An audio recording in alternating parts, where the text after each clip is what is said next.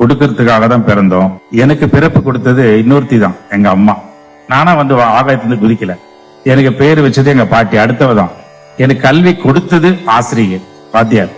முதல் சம்பளம் கொடுத்தது அடுத்தவங்க தான். என்ன முதல்ல குளிப்பாட்டினது நர்ஸ் தான், செவிலியர் தான், எங்க அம்மா கூட கிடையாது. எனக்கு முதல்ல மரியாதை கொடுத்தது அடுத்தவங்க தான். எல்லாமே கொடுக்கப்பட்டது தான்.